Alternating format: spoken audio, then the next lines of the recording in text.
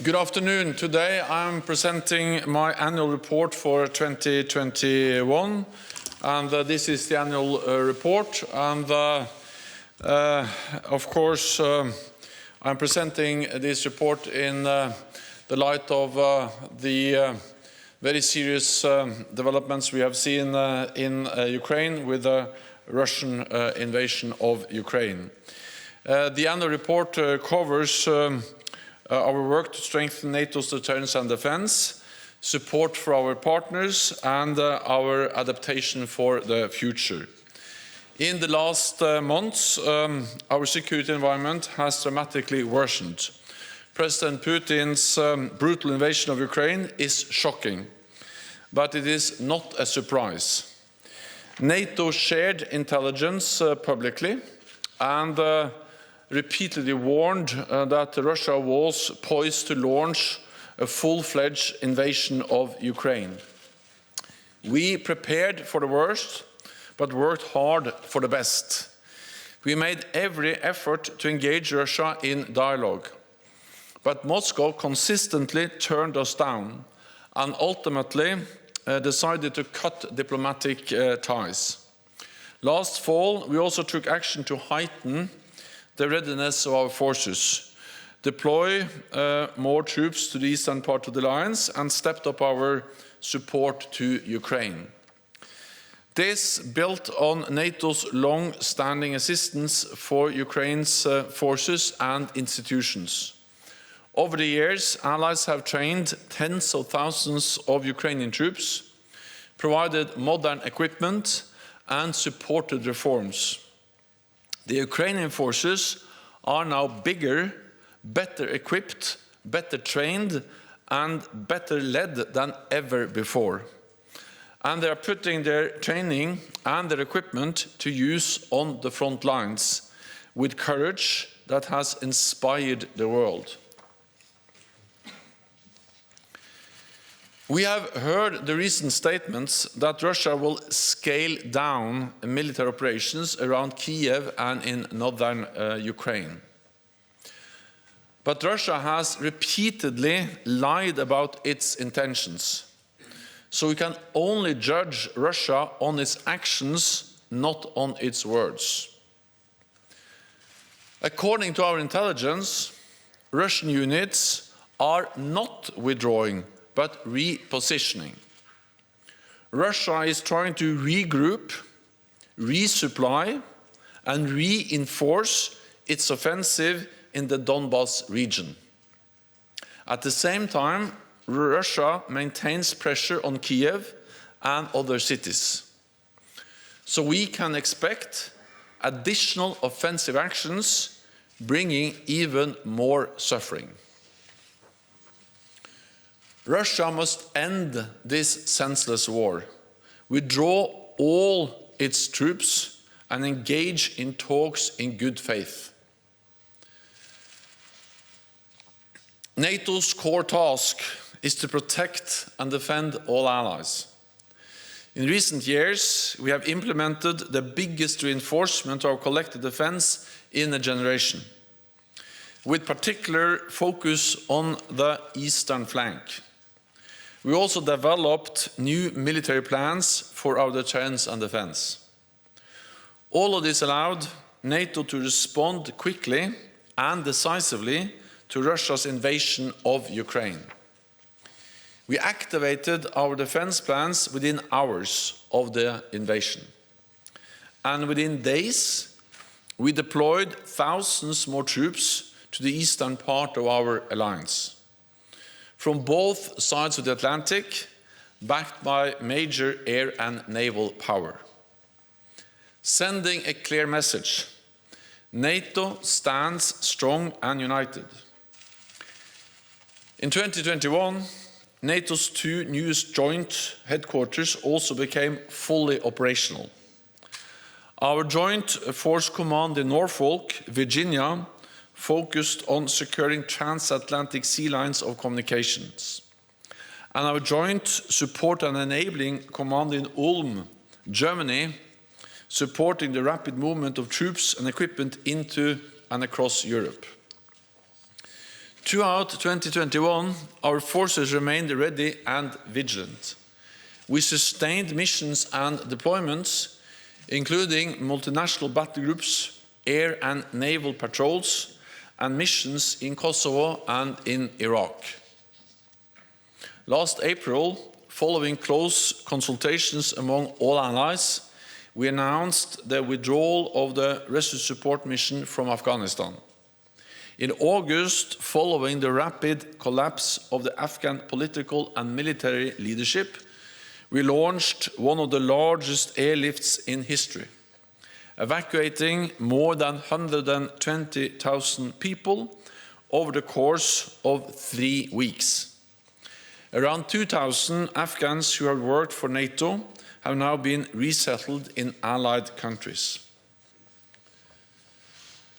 The lessons we have learned from Afghanistan will shape the alliance's response to crisis in the future. 2021 was the 7th consecutive year of rising defense spending across European allies and Canada, amounting to 3.1% rise in real terms, and a total of $270 billion extra since 2014. You will find the latest national defense investment figures in the annual report. At our extraordinary summit last week, allies agreed that we must redouble our efforts to invest more and more quickly in our defense. We face a new security reality, and there is a new sense of urgency. We have already seen national announcements of significant increases and procurement of cutting-edge capabilities. And allies will submit additional plans on how to meet the defense investment pledge in time for the Madrid summit in June. This is an investment in the bond between Europe and North America, which keeps us all safe. The annual report shows that public support for the transatlantic alliance is extremely strong. 81% of the people across the 30 allies believe it is important for North America and Europe to work together for our shared security. The polling we did last year shows that an overwhelming majority, 62%, would vote to remain in NATO,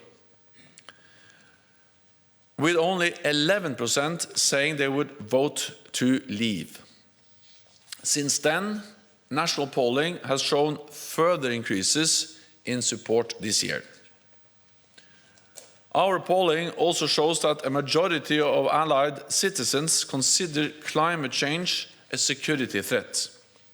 Addressing this is a key element of the NATO 2030 agenda, agreed by allied leaders at our Brussels summit last year.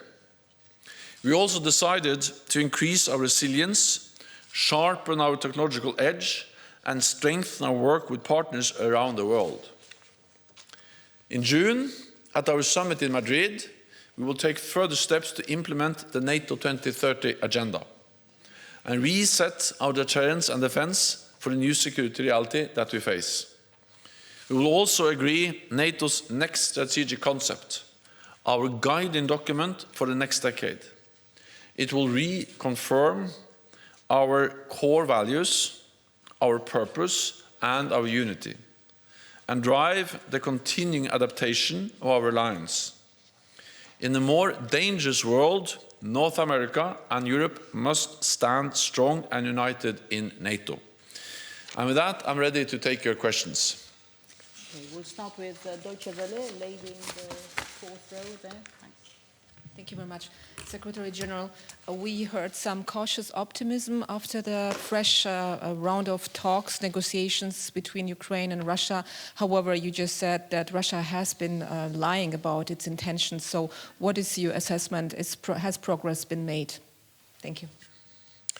Also, I welcome all efforts to try to find a political solution to this brutal, senseless war, including the recent talks in Turkey, and I will also thank Turkey for hosting those talks. At the same time, it is obvious that we have seen little willingness from the Russian side to find a political solution. What we see is a continued military invasion of Ukraine. We see continued shelling of cities, and we see that Russia are repositioning some of their troops, moving some of them around, most likely to reinforce their efforts in the Donbas region. So we need to judge Russia on their actions, not on their words, and it remains to be seen whether there is any real willingness from the Russian side to find a political solution. Let me add one more thing, and that is that, of course, there is a close link between what is going on the battlefield and what is going on around the negotiating table. And NATO allies provide support to Ukraine to also strengthen their position at the negotiating table. Okay, we'll go to Interfax Ukraine. Lady in red in the last row. Thank you, Anna. Secretary General, I do believe it's just a little remark that Ukrainian army surprised everybody, not only in Kremlin, but also here. Given that Ukrainian military not only defending country, but also starts going into attack, counterattack, don't you think that it is time for allies to provide to Ukraine offensive weapons? Thank you. NATO allies have supported the Ukrainian armed forces for many years. Allies have trained tens of thousands of Ukrainian soldiers, and they are now on the front line fighting the invading Russian forces. Provide modern equipment, different types of weapons, and also supported the modernization of the Ukrainian armed forces. And this has helped to make the Ukrainian army stronger, better equipped, better trained than ever before.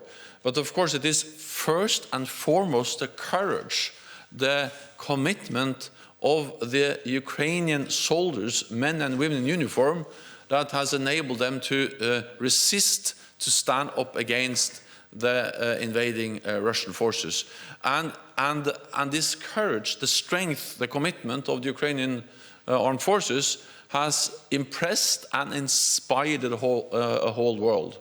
And therefore I really pay my tribute to the courage of the armed forces of Ukraine, the people of Ukraine, and the political leadership of Ukraine, not least represented by President Zelensky. NATO allies have also stepped up our support, military support to Ukraine after the invasion, with also advanced weapon systems, advanced air defense systems, anti-tank systems, and other ammunition, fuel, and many other types of weapons and military support. This is now making a real difference on the battleground every day. Of course, this equipment, these supplies are key for the advances and the strength that the Ukrainian army has been able to show since the invasion 5 weeks ago. We'll go to Associated Press, gentleman standing at the back. Yeah. Thank you. Mark from Associated Press. A week ago, you warned us about the possible use of chemical weapons by Russia. Have you seen any new evidence that this will happen? I'll be very careful speculating too much about the likelihood, but what I can say is that any use of chemical weapons will be a blatant violation of international law. It will change the nature of the whole conflict, and NATO allies have also made it very clear that, of course, that will have severe consequences. NATO allies have also provided some support to Ukraine to help protect against chemical and biological warfare, protective equipment, equipment to detect and identify a chemical attack. But on the likelihood, I will not speculate. I will only say that any use of chemical weapons will be absolutely unacceptable. Okay, we'll go to AGI, the Italian news agency. Yes, thank you. Brahim Arad, AGI, Italian news agency. In these hours in Italy, there are discussions between the political parties that lead the government because an important party does not want to increase the defense expenditure to the 2%. There is a compromise for saving the government that the compromise is to reach the NATO target by 2028 instead of 2024. How do you judge this compromise? And there is a date by which countries must reach the 2% of defense spending. Thank you. First of all allies agreed at the summit, NATO summit last week, that we need to meet the pledges we have made together in 2014 to increase defense spending, and also the guideline of 2%. I welcome any agreement from Italy on further increases in defense spending. All allies have increased defense spending. And of course, Italy makes a difference because you have a strong and big economy. So of course, any increases from Italy has an impact on the total defense spending of NATO. But I think, without going into the specifics of the compromise, which has now been negotiated in Italy, I will only say that I think what we see now in Italy and across the alliance is a new sense of urgency. It demonstrates an increased understanding of the need to invest in our security. NATO allies agreed back in 2014 to increase defense spending after the illegal annexation by Russia of Ukraine and Russia's military aggression against Ukraine 8 years ago. But I think, so we knew that we needed to invest more before the Russian invasion of Ukraine this year. But of course, the Russian invasion of Ukraine a few weeks ago has just highlighted even further the need to invest in defense, and I welcome increased defense spending from Italy, a highly valued and staunch NATO ally. We'll go to Rai. Thank you. Marilu Lucrezio, Rai. Secretary General, it seems that the negotiations in Turkey have not gone well, so it will be, we need time to put a war, the end, this war end. What is the NATO time frame until when we can continue to supply weapons to Ukraine? Thank you so much. We need to continue to supply weapons to Ukraine. NATO allies will continue to supply weapons to Ukraine as long as necessary. This is extremely important because Ukraine is fighting a war for freedom, for democracy, for our shared values.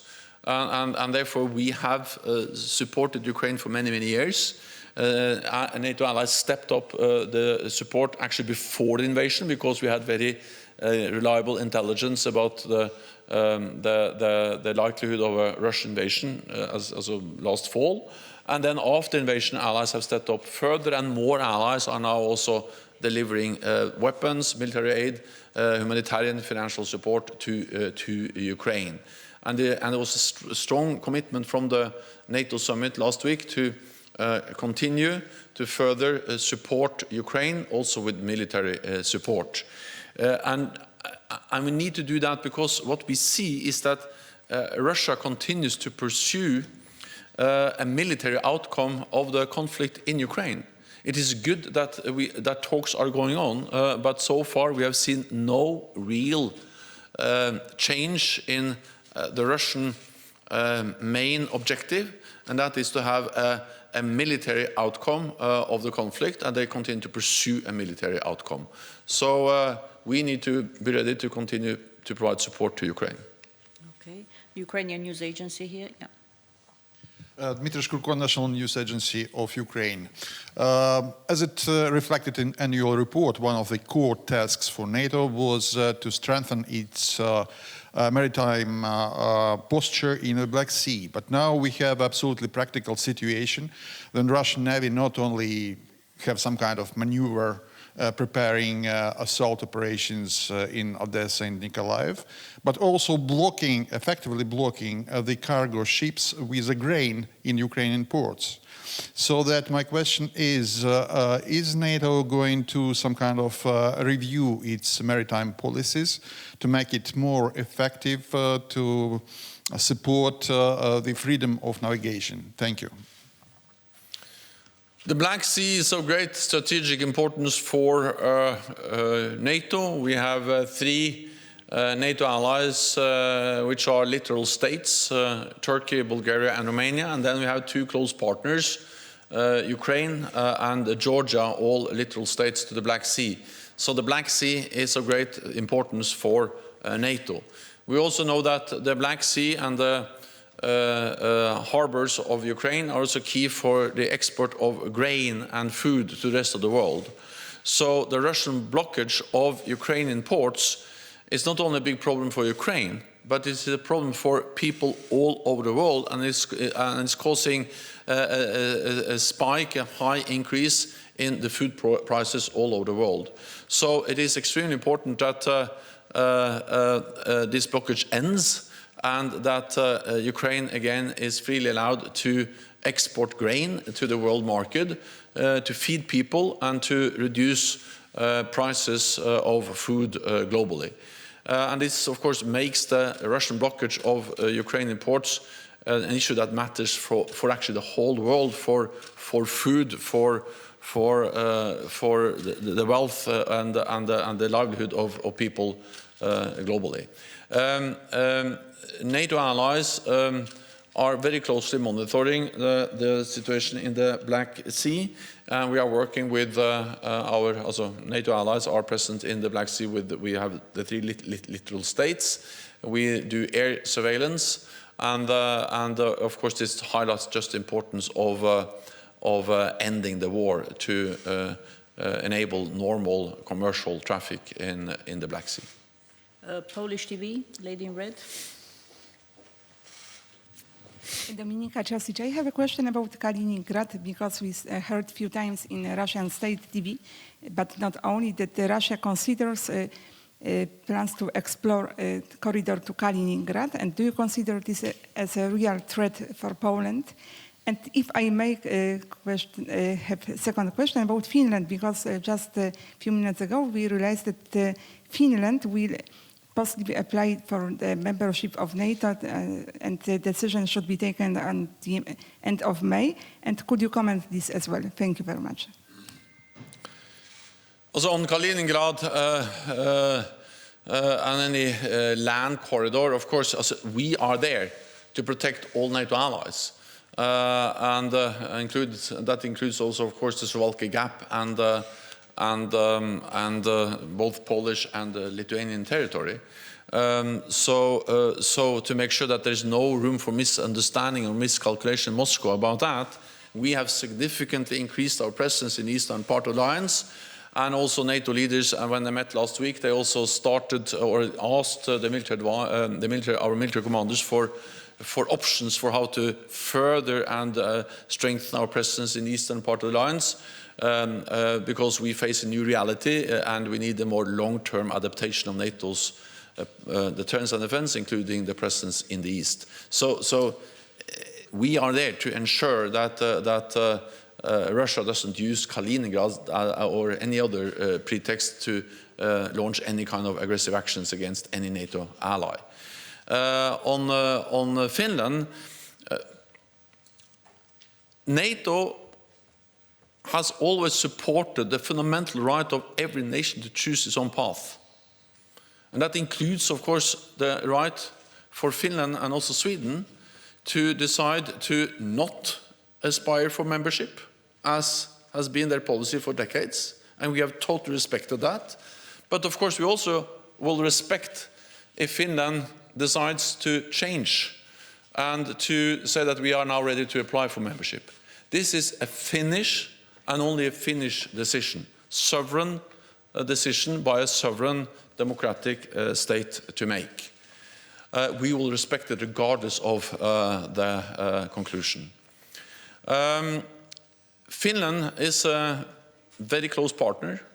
There are no other partners who are closer to NATO than Finland and Sweden. I visited Finland and Sweden last fall, and I saw how Finnish and Swedish troops meet the NATO standards, how closely we're able to work together, Finland and Sweden and NATO troops. And of course, if they apply, I expect that they will be very welcomed and that we'll find a way to quickly agree the accession protocol and follow up on a membership of Finland. But again, it is for Finland to decide, and we will wait until Finland has made any decision on the issue of membership. We'll take a couple of questions online, and we'll go to TV2 Denmark. Divya Das. Yes, hello, thank you. Divya from TV2 Denmark. So Denmark is offering to send 800 more troops under NATO command to the Baltic countries. First up, will NATO accept this offer? And secondly, if I may, sir, the government of Denmark has recently pledged to spend more on defense. Denmark would reach the guideline of 2% of GDP by 2033. That is 11 years from now. Is this, in your opinion, ambitious enough? Thank you. Denmark is a highly valued ally, which is contributing to our shared security in many different ways. With presence in the Baltic region, you have also been part of different NATO missions and operations, including fighting terrorism. You led the NATO training mission in Iraq, and you also invest heavily in new modern capabilities, including new fifth-generation aircraft. And all of this is essential and important contributions to our collective defense, to our shared security. And I would like to commend Denmark now for stepping up, for investing more, and also increasing your presence in the high north. All of this is important for all NATO allies. I also welcome the commitment to reach the 2% target. We have a commitment to do that as soon as possible. At the same time, I just welcome the fact that Denmark has now clearly identified that they have a plan to reach 2%, and with a strong economy, a growing economy, this will in the coming years mean significant additional allocations of funding for the Danish defense budget, and that will be important for all of us. When it comes to the 800 soldiers or personnel assigned to NATO missions, of course we welcome that. It's extremely important, and we welcome also that Denmark has already provided more troops and also some more troops on higher readiness. That's extremely important, something which is very much welcomed. We are now in the process of assessing the need to adjust our presence in the eastern part of the alliance for the longer term. And of course, as part of that adjustment of NATO presence in the east, Danish troops will be very much welcomed. And we'll next take a question from Romania, Robert Lupitu from Calea Europeană. Good afternoon. Thank you for taking my question. Mr. Secretary General, we know that Germany has decided to boost its defense spending with additional 100 billion euros. Poland wants to boost its defense till 3% of GDP. Romania as well to 2.5% of GDP. I want to ask you, do you have an evaluation, given the practical way that the Russian war in Ukraine is happening, about possible new capabilities that, for instance, Germany or countries from the eastern flank will need in terms of land equipments, naval or aerial defense? Thank you. First of all, I welcome the very strong commitments and announcements made from several allies to invest more. The German announcement to meet the 2% target now already, and also from Romania, Poland and others to exceed the 2% guideline. Together this makes a huge difference. I have for many years been a politician. I know it's hard in a way to allocate money for defense, because then there's less money for health, for education, for infrastructure and other important tasks. At the same time, when we see a new security reality, when we see the aggressive actions of Russia against Ukraine, then we all realize the need to invest in our security, because without peace, without security, we will not succeed with anything of all the other aims and goals we have for our societies, be it welfare, or be it education, or be it addressing climate change. So security, peace is basis for all the other efforts, and therefore we need to invest more in our security when we face a more dangerous world. And therefore I welcome the announcements by Poland, by Romania, by Germany and many other allies. In NATO we have a defense planning process where we actually, through a very thorough and comprehensive process, go through the different needs, the different capabilities, and then we identify capabilities. And this is part of NATO defense planning process, and we have capability targets for each and every ally allocated to them. So there is a very specific list of capabilities which we expect allies to invest in according to agreed NATO guidelines and defense planning. So these are very many different types of capabilities, but for instance, I think what we have seen is that there is a need to invest more in air defense, there is a need to invest more in higher readiness, to also have more ammunition, more ability to sustain operations for a longer period of time, and high-end capabilities in general. I cannot go into all the details, but I can only say that we have already agreed in NATO how to spend more investments from NATO allied countries according to an overarching agreed plan which strengthens the whole alliance when we work together. Okay. We'll go to the gentleman here. Hello, Mindaugas Laukagalis from Lithuania National Radio and Television. I have two questions. Would you say that strengthening the eastern flank is one of the main priorities of NATO this year?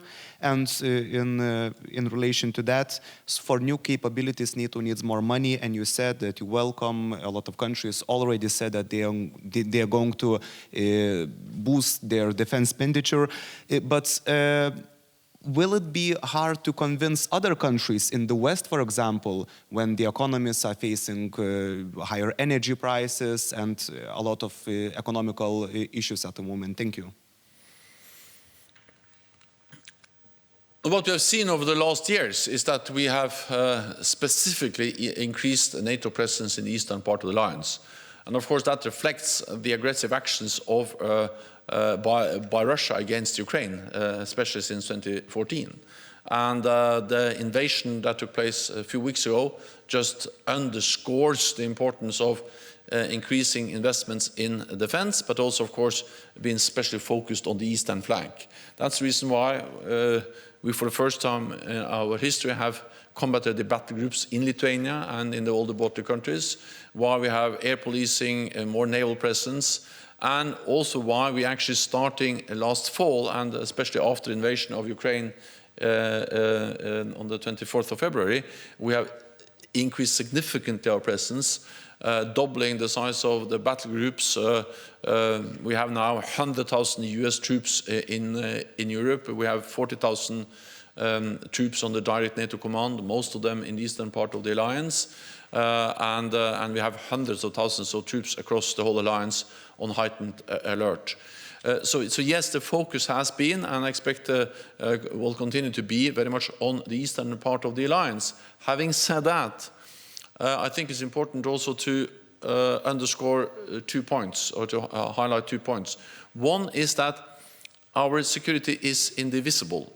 It is interlinked. For instance, when we are focused on the transatlantic bond, or do we see now the cold response exercise going on in northern Norway, or the exercise which has taken place there, that's about the north.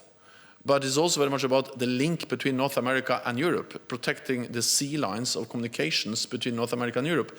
They are important for the defense of the eastern flank. So I think to try to divide this security of this alliance too much into the east and the west and north and the south is wrong. We are in this together, and what happens in the west matters for what we are able to do in the east. What happens in the north is important for what we can do in the south or in the east. So we are one alliance. We have a 360 degree approach. And of course, in the south, we see instabilities, we see terrorist threats, and we also see actually more presence of Russia in the south. We see them in Syria, we see them in Libya and elsewhere. So yes, we have increased our presence in the east, but we need a 360 degree approach. We need to address all the challenges from any direction.